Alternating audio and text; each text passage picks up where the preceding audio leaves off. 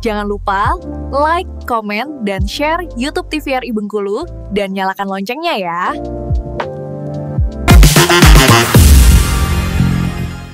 Balik lagi di Opini Obrolan Pas di sini. Nah, pemirsa, masih dengan tema yang sama dan juga orang yang sama. Tentunya kita masih bahas tentang penyelamatan pada hari ini.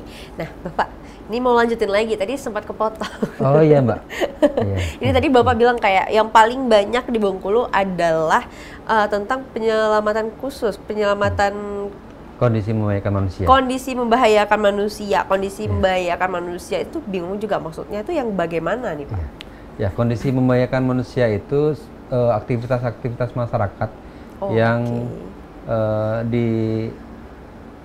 diinformasikan membahayakan manusia. Misalnya pendaki hilang di gunung, atau bisa juga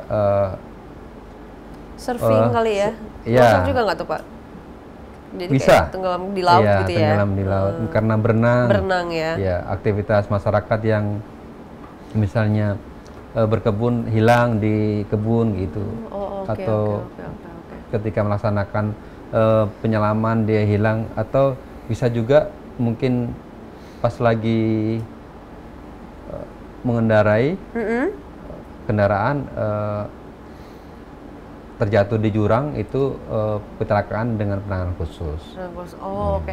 Oh, berarti ini adalah kegiatan yang sebenarnya bukan karena bencana alam, tapi karena aktivitas manusianya gitu ya? Iya, betul, Mbak. Tari. Gitu, kayak pendakian. Kalau di Bengkulu sendiri pendakian itu udah ada, Pak, yang ditangani kayak hilang dalam pendakian begitu?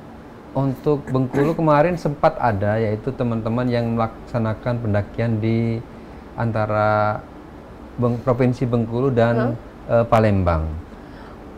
Ya, dan ada 8 orang yang mendaki, tapi masih kita gali dulu sebelum kita melaksanakan pencarian, dan alhamdulillah di hari ketiga itu mereka ada informasi. Alhamdulillah. Ya. Memang kemarin itu ada 8 yang melaksanakan pendakian dari Bengkulu Selatan, Mbak Tari, dan itu merupakan potensi kami. Kita komunikasi terus dengan potensi yang ada dengan menggunakan radio rapi atau rari yang terhubung di sana karena ya? komunikasi hanya menggunakan komunikasi itu. Oh gitu. Dan ada juga kemarin di Kabupaten Rejang Lebong ada 3 masyarakat yang melakukan aktivitas di hutan dan sudah selama 1 minggu tidak kembali.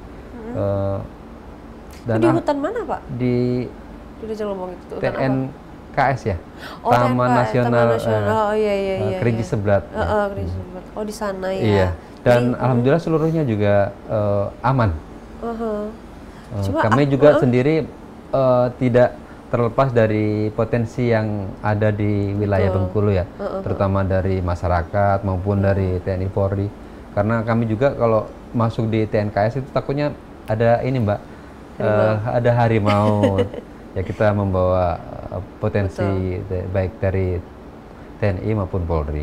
Itu sempat tadi, Pak? Ketemu nggak? Alhamdulillah ketemu. Seluruh harimau sama harimau. Alhamdulillah nggak ketemu. Iya. Untuk harimaunya. Itu berapa lama waktu itu berlangsung evakuasinya, Pak? Kalau evakuasinya sih tidak berlangsung lama karena kita melaksanakan pencarian dari pagi.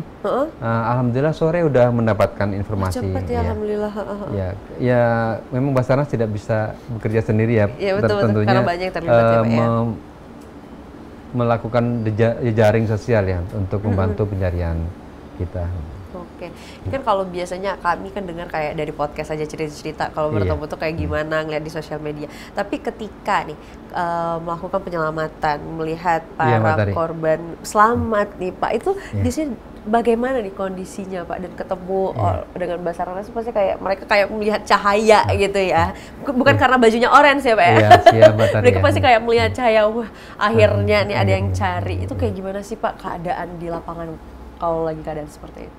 Iya, saya pernah di lapangan, Mbak Dari. Mereka sangat senang sekali ya ketika ketemu dengan kita, dan kita juga merasa punya kepuasan tersendiri ketika bisa menemukan survivor atau orang yang kita cari. Dan ketika kita juga bisa nyerahkan ke keluarga, mereka mungkin nggak bisa dikatakan ya. Dan kemarin itu kita juga melaksanakan evakuasi terhadap 5 orang penumpang kapal yang dari Bengkulu tujuan Enggano. Itu sudah sekitar 3 hari terombang-ambing di laut, dan itu keluarga sangat terharu sekali. Pastinya. Iya.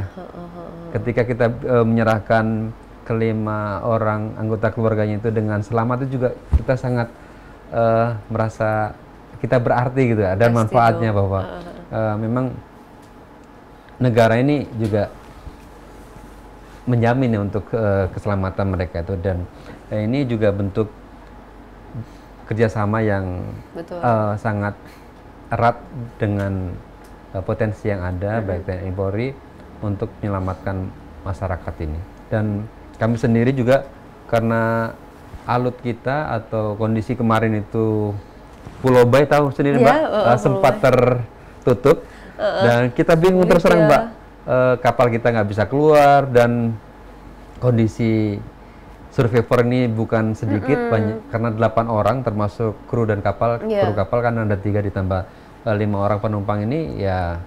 Ini jumlah jumlah orang yang luar biasa banyak menurut itu jadi perhatian juga untuk pimpinan kami di pusat, dan bagaimana kita bisa menyelamatkan ketika mendapat informasi ya kita memaksimalkan Mbak, memaksimalkan sumber daya yang ada di sekitar. Kami berkoordinasi dengan stasiun radio pantai maupun vessel VTS ya, Vessel Traffic Service, untuk memantau kapal-kapal apa yang melintasi daerah tersebut, sehingga bisa kita alihkan untuk menjemput yang atau membantu korban yang ada di kapal itu. Betul.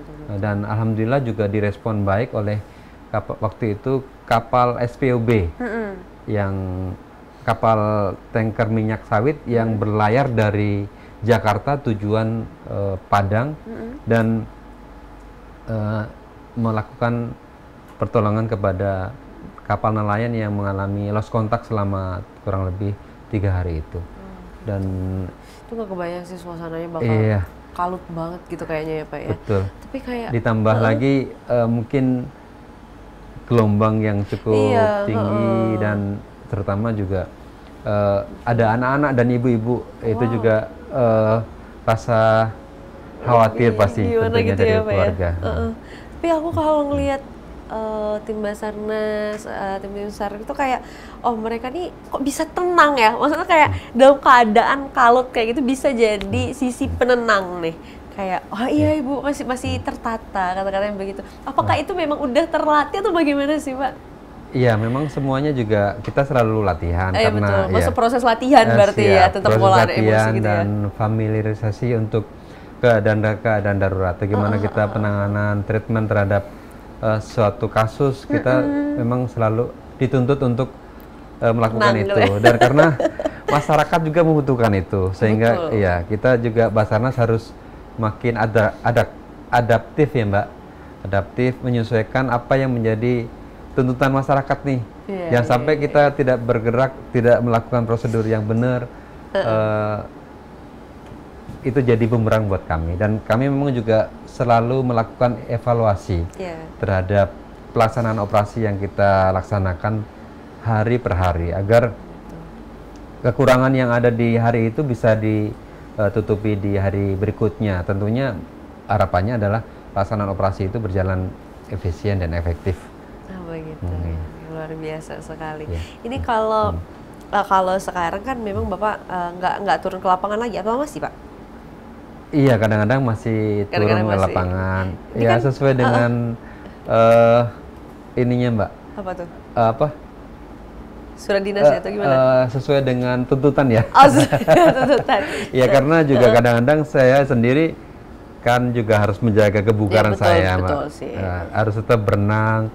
Wah, masih aktif olahraga nih Pak. Iya betul Mbak, supaya kita juga tetap fresh ya. Mungkin sekali-kali menyelam juga boleh Mbak, supaya tidak hilang kemampuannya gitu. Ya kan kalau kayak Bapak udah di kantor terus begitu siap, kan betul, lebih diwajibkan di kantor ya Pak ya. Siap. Nah, kangen nggak sih turun ke lapangan Pak? Bener Mbak, kangen kadang-kadang. Tapi juga saya harus bisa menyikapi semuanya. Betul. Ya, yang tadi kita juga punya anggota yang bisa kita delegasikan untuk kewenangannya agar kedepannya mungkin ada pengganti leadernya. Oh iya betul, biar ada regenerasi. Ya, ada regenerasi karena saya juga mungkin akan retire dan lain sebagainya gitu. Gitu ya. Atau mungkin ada kalau ada yang bisa menggantikan lebih bagus kan daripada saya harus tetap di sini. udah di kode nih sama Bapak nih. Iya, karena juga memang kita juga harus keluar dari zona nyaman kita. Ketika kita memang saya sangat nyaman sekali di Bengkulu, tapi juga saya juga harus tapi keluar juga kangen dari Papua. Ya, kangen Papua juga. Tapi juga kangen Papua. Karena memang yang paling utama juga karena orang tua saya di sana ya, di sana. pasti Ya, kangen mungkin sih pasti. Sekali-kali bolehlah ke sana. Mau sih Pak, mau banget terutama kami di ke Raja Ampat, Papua. Mbak. Iya. Wow, keren banget. Apa kita tim opini ke Papua ya? Ini seru banget posisi lautnya ya, gimana alamnya Pak di sana. Memang kalau di Bengkulu ini juga Enggano juga bener. tidak Bagus kalah ya, menarik. Ya. Dan saya ada anggota di sana Mbak, ngajak menyelam di sana. Oke, mungkin saya dalam mungkin minggu depan harapannya bisa menyelam ke sana lah. Karena ada kerjaan di sana. Iya, ada pekerjaan yang harus saya kerjakan di sana. Selain itu juga melihat anggota biar mereka juga rasa rekreasi sesekali boleh lah gitu ya Pak. Oke Bapak, kita jeda dulu, nanti kita lanjutkan lagi ya. Siap, betul Mbak. Untuk pemirsa jangan kemana-mana, tetaplah bersama kami di Omini Obrolan Pas di sini.